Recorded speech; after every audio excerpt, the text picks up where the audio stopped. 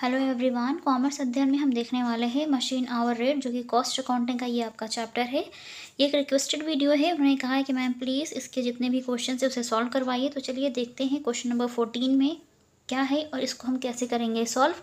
तो हम इसको पहले अच्छे से एक बार देख लेते हैं, पूरे क्वेश्चन को समझ लेते हैं, ताकि हम आसानी से हर एक पॉइंट को देख करके क्वेश्चन को सॉल्व कर सके। मशीन आवर रेट पर और भी बहुत सारी वीडियोस अवेलेबल हैं, तो उनका लिंक आपको आई बटन पर मिल जाएगा, या फिर जो कॉस्ट अकाउंटिंग की प्लेलिस्ट है, प्लेलिस्ट सेक्शन में जाकर के उसको चेकआउट कर सकते हैं। चलिए इस वीडियो को देखते हैं। Compute the machine hour rate from the following data. So यहाँ पे डेटा गिवन है, इन्फॉर्मेशन गिवन है अबाउट मशीन आवर रेट।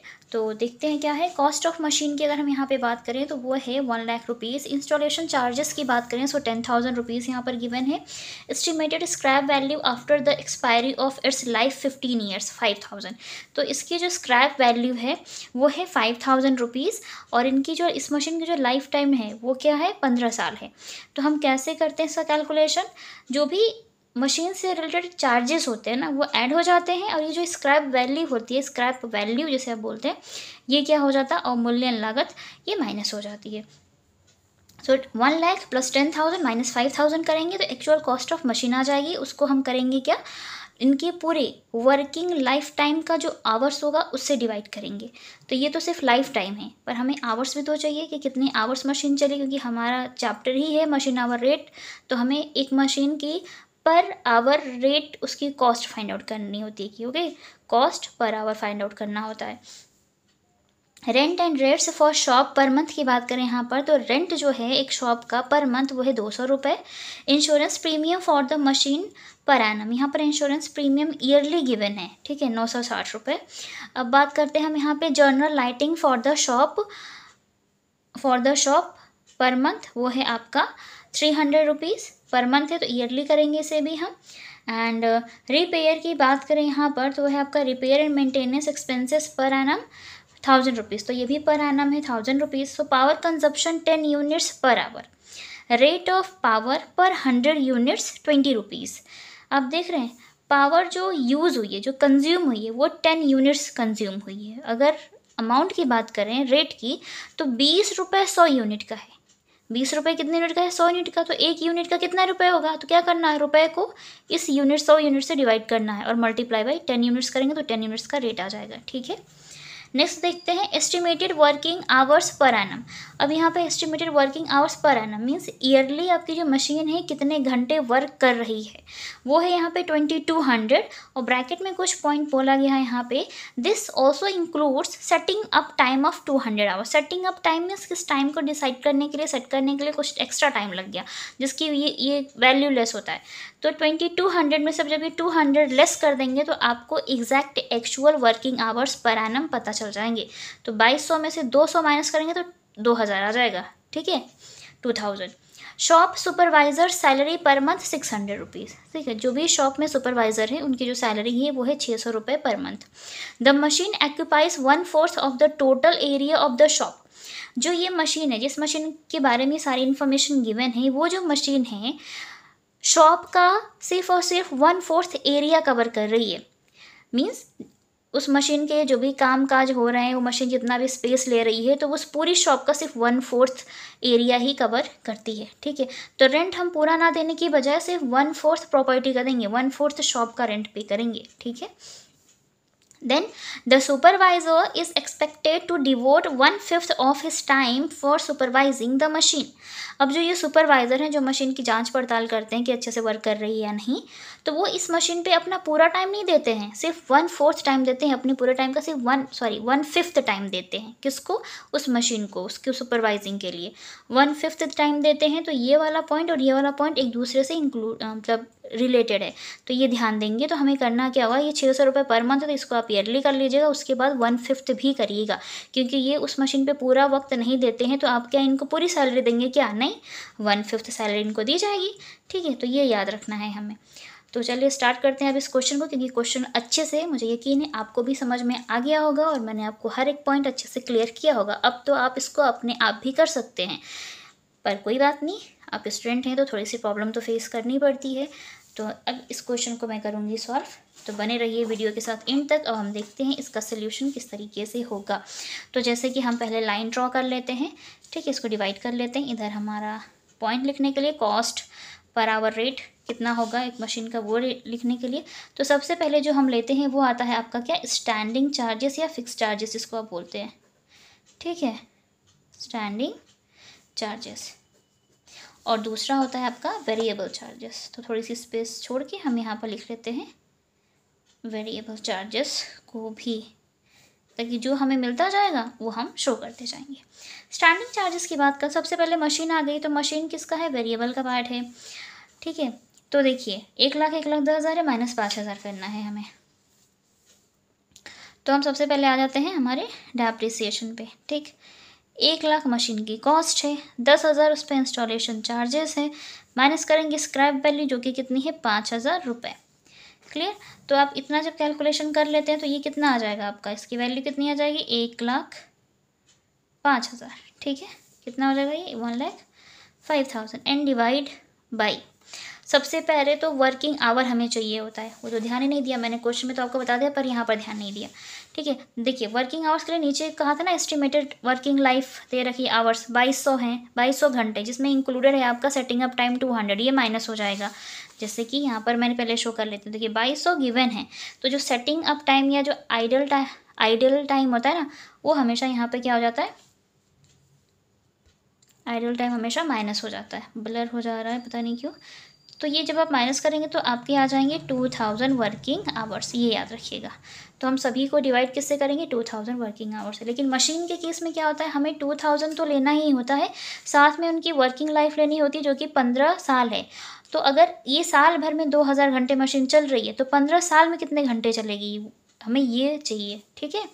2000 ये पर एनम आवर है, पर ईयर का, तो 15 साल का कितना हो जाएगा, तो मल्टीप्लाई कर लीजिएगा तो कितना हो जाएगा 30,000 हो जाएगा आपका ये, ठीक है। ये 30,000 हो जाएगा। जब आप इसको डिवाइड करेंगे ना तो आप 0 से 0 कैंसिल कर दीजिएगा, 3 3 ज़ा 9 तो 19, तो 3.5 समथिंग आ जाएगा आपका ये, ठीक है। क्या आ जाएगा 3.5, ठीक। तो ये आ जाएगा 3.5, तो हम इसको बाहर शो कर दे रहे हैं एज अ डेप्रिसिएशन 3.5। क्लियर हो रहा होगा ये पॉइंट आपको, 3.5 आ गया हमारा। चलिए नेक्स्ट पॉइंट देखते हैं। मशीन हो गया। रेंट की बात करते हैं जो कि कितना है 200, और रेंट हमारा यहाँ पे जाता है 200 पर मंथ है, ठीक। तो इसको ईयरली कर लीजिएगा, मल्टीप्लाई बाई 12 तो कितना हो जाएगा 12 दूनी 2400 रेंट। अब जो आपकी मशीन है वो सिर्फ 1/4 एरिया ही ऑक्यूपाई कर रही थी, 1/4 area of the total area of the shop. तो 1/4 का तो आप किराया देंगे, 1/4 एरिया का तो रेंट पे करेंगे, तो 1/4 भी हम इसका कर लेंगे, ठीक है। 1/4 तो कितना हो जाएगा आपका ये 600 हो जाएगा, 4×24 600 हो जाएगा। इसको यहीं रहने दीजिए, 2000 से हम बाद में डिवाइड कर लेंगे। उसके बाद हम देख लेते हैं क्या हमारे पास, रेंट के बाद है आपका इंश्योरेंस, दिख रहा होगा आपको, ये देखिए insurance premium for the machine per annum, ये ईयरली है इंश्योरेंस, तो हम इसको एज इट इज़ रख लेते हैं। इंश्योरेंस में कुछ नहीं कहा, वो ऑलरेडी ईयरली 960 गिवन है, तो हम 960 रख लेंगे यहाँ पे। फिर है general light 300 rupees per month, light 300 rupees per month divide by multiply by 12, 12×3=3600 आ जाएगा आपका। अब देखिए, अब जितने एरिया कवर कर रहा उतने एरिया, क्योंकि लाइट भी तो हम देंगे, तो 1/4 एरिया कवर कर रहा था, 1/4 एरिया की लाइट भी इनको हम देंगे, ठीक है। सो 1/4 करेंगे तो कितना हो जाएगा आपका 4 9 36 होता है, तो ये कितना हो जाएगा आपका 900, तो हम 900 रहने देते हैं यहाँ पे, ठीक है। उसके बाद ये हो गया आपका, कहाँ गया, ये लाइट हो गई। अब देखिए, अब हमें क्या करना है, repair and maintenance expense per annum 1000, repair और मेंटेनेंस की जो एक्सपेंसेस है वो ईयरली है 1000 रुपीज़, तो हम यहाँ पर शो कर लेते हैं उसको, ठीक है। रिपेयर एंड मेंटेनेंस करके ईयरली है 1000, तो हम 1000 रहने देंगे। लेकिन हमें क्या चाहिए होता है, cost per hour of machine, तो हमें क्या करना है, divide by total hours in a year. तो total hours in a year कितने थे 2000 आवर्स थे।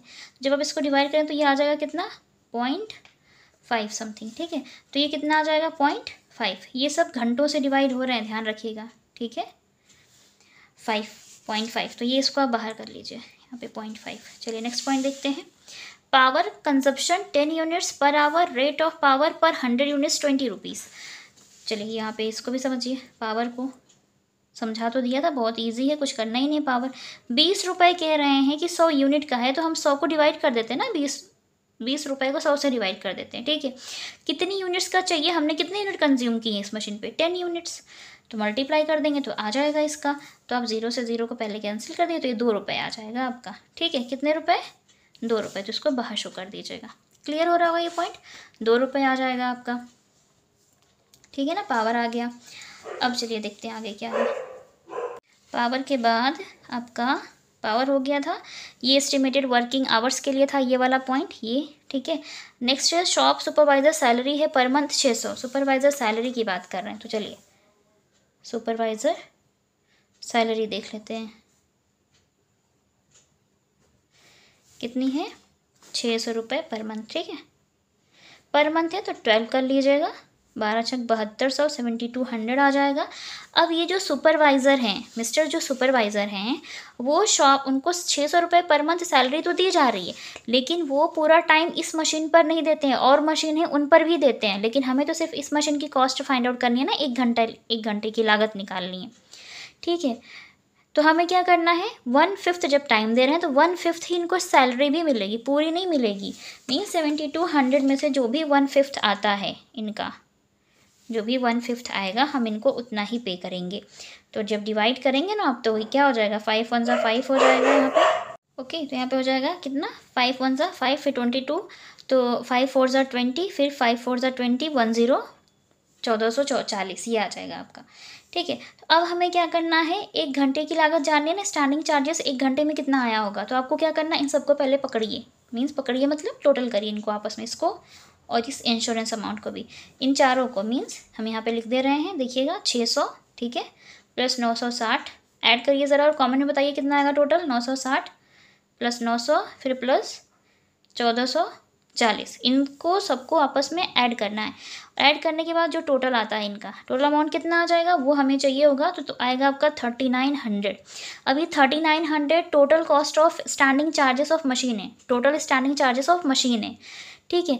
लेकिन इस मशीन पर 1 घंटे अगर जब मशीन चलती है तो स्टैंडिंग चार्जेस कितना आता है, 1 घंटे की लागत निकालनी उस मशीन की, तो डिवाइड बाई 2000 वर्किंग आवर्स कर सकते हैं हम लोग, डिवाइड बाई 2000 वर्किंग आवर्स, ठीक है। तो 2000 वर्किंग आवर्स से जब आप इसको डिवाइड करेंगे तो जो भी आपका आता है वो आएगी 1 घंटे में उस मशीन की लागत, कि 1 घंटे में इतनी कॉस्ट आती है उस मशीन पे, तो डिवाइड करने पे आएगा आपका 1.95। समझ में आ गया होगा। तो ये स्टैंडिंग चार्जेस आ जाएगा 1.95। अब हमें क्या करना है, इस स्टैंडिंग चार्जेस में 1.95 में ये सारे जो वेरिएबल चार्जेस थे इनको इंक्लूड करना है। तो आप ऐड कैसे करेंगे, तो चलिए इसको ऐड करके मैं यहाँ पे दिखा देती हूँ। देखिए 1.95 लिख लीजिएगा आप अपना, फिर है देखिए 3.5 तो यही हो गया, 0.5 ये तो ये 4 रुपये, 4 हो गया, और 2 रुपये ये 6 रुपये, 4 2 6 रुपये, तो ये 4 2 6 रुपये हो जाएगा। तो ये 7.95 आ जाएगा आपका, कितना आएगा 7.95, और ये आपका आंसर आ जाएगा टोटल।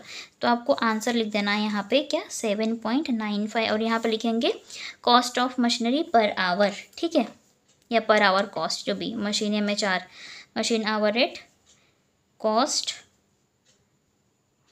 ऑफ नहीं, ठीक है, sorry, cost of machine per hour,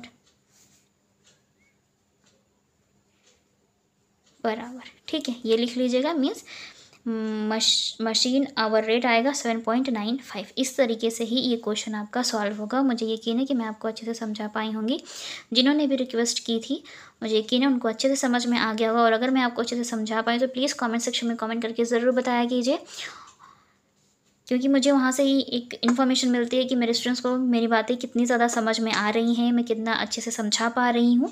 तो आप ज़रूर बताया कीजिए, और वीडियोस अच्छे लगते हैं तो लाइक ज़रूर करें। चैनल पर नए विजिटर हो तो चैनल को सब्सक्राइब कर लें, बेल आइकन को प्रेस कर लें, ताकि आपको आने वाली वीडियोज़ की नोटिफिकेशंस टाइम पर मिलती रहे। और हाँ, कोई भी डाउट है या किसी भी टॉपिक पर आपको वीडियो चाहिए तो आप मुझे कॉमेंट में ये बता सकते हैं, और साथ में इंस्टाग्राम पेज पर भी डायरेक्ट मैसेज करके बता सकते हैं। उसका लिंक भी आपको डिस्क्रिप्शन बॉक्स में मिल जाएगा।